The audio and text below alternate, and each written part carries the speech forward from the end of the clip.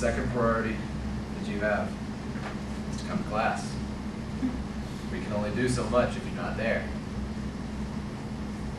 The third one is to ask questions. You need to continue to always ask questions, but also realize sometimes the answer is going to be, I don't know, dog. To remember that we too are young and we're not always going to know everything. So this is my vision for the club. To have the club continue to grow, to continue to bring in new people. One thing you'll realize when you look around, we're old.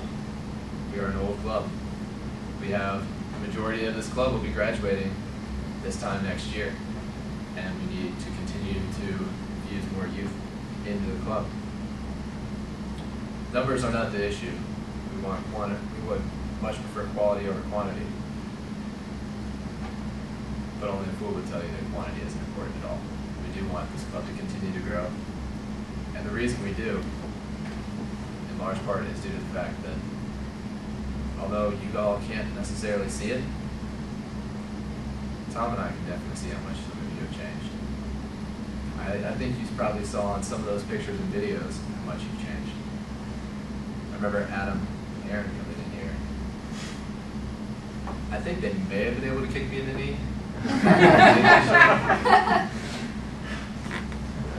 On the last test, they were both kicking up in the head, which is absolutely incredible. Christina came in here, not thinking and thought she couldn't do anything. Everything we said, I can't do that. I can't. And now, it's get out of my way, I'm gonna kick you in the face. It's true. Go to grade.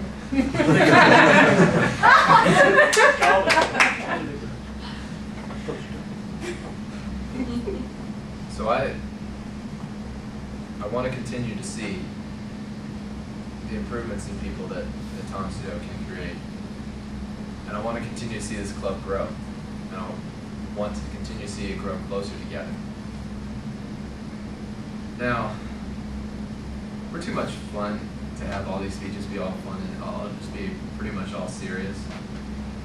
So, we're going to end the formal part of tonight. Well, not completely yet, but I'm going to bring my speech to conclusion with the top 5 reasons that you might be in the Tang Sudo Karate organization. Number 5, you might be in Tang Sudo if you have a separate folder in your email for all the emails you get from. Yes. Yes. Oh my gosh. Yes. Number 4, you might be in Tang Sudo if you've been hurt by an instructor or master during a test. Number 3, you might be in Tang Sudo if during class at one time or another, you've been hit in the groin.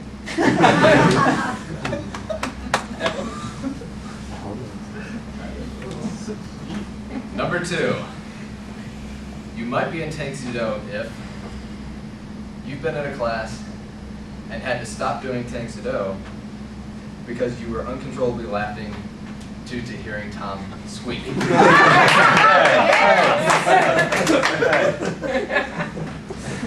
And number 1 reason you might be in the Tang Sudo Karate organization is if you go to your first test and you come back beating the crap out of everyone else there. Did I say I had a tournament? Man, I messed that up. If you go to your first tournament ever and you beat the crap out of everyone else. Yeah.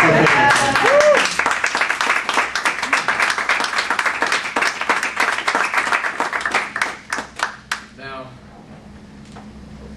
one thing that I have not really talked about so far is Tom. I can't tell you how many emails exactly I've received from Tom, but under conservative estimates, I'd say in the last 2 years, most of it being the last year and a half, I've received about 600. That's true. So you go ahead and factor that in. That's about 500 days. That's about an email a day. And he doesn't email you during the summer. It's a lot of emails. I've also been to Tom's house. I've met his parents on 2 occasions. Oh. I've met his dogs. Oh. They love me. One of them loves me more than him.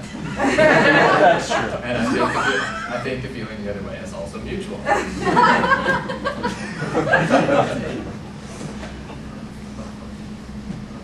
That being said, over the last year and a half, I've gotten to know Tom better than most people on this campus. We don't really hang out outside of class because we see each other enough as it is. The only thing I can really compare it to is why do you not work with your wife? Because you don't need to be around her all day. You want to spend some time, but not all of it. Yeah, it's out.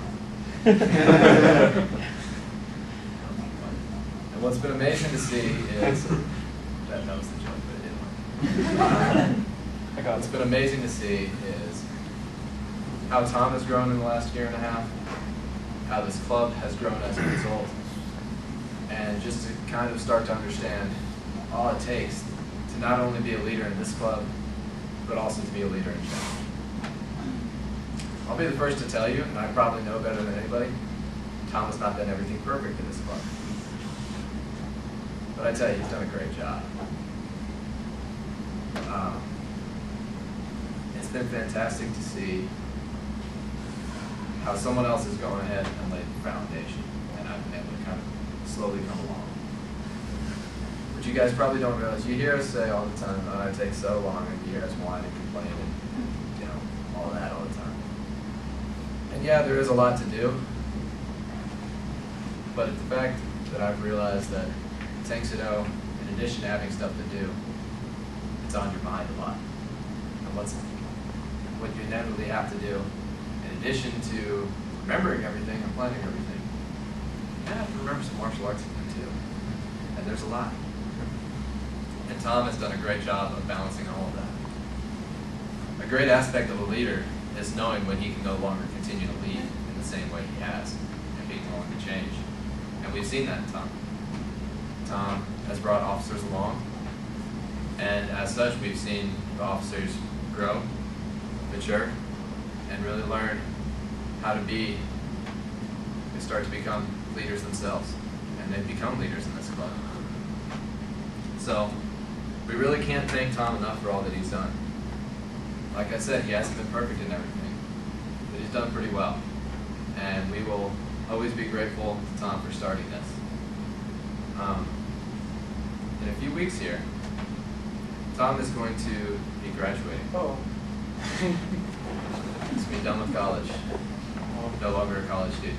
He's going to have to move away and become a townie. Beard's growing.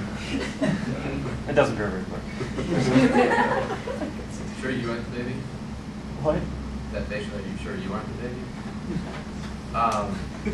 He's still going to hang around. And one of the things that has been most amazing to me is as he's made this transition, I have not felt once as though I was going to have to worry about next year about who was the president of this club. I was initially worried that it's going to be a situation where, well, yeah, Mike, you're the president, but I mean, started it. I mean, you don't need to, don't do it that way. Don't. And all I've seen over the past couple of weeks is complete and utter support behind me and an amazing attitude where he's just been able to slowly start to let go. And I am so happy that we're going to still have him here next year with us. But I think that we would be doing you a disservice if we left you here tonight, since we walked away the tournament empty-handed. We let you walk out of here tonight empty-handed. So Tom, why don't you come on up?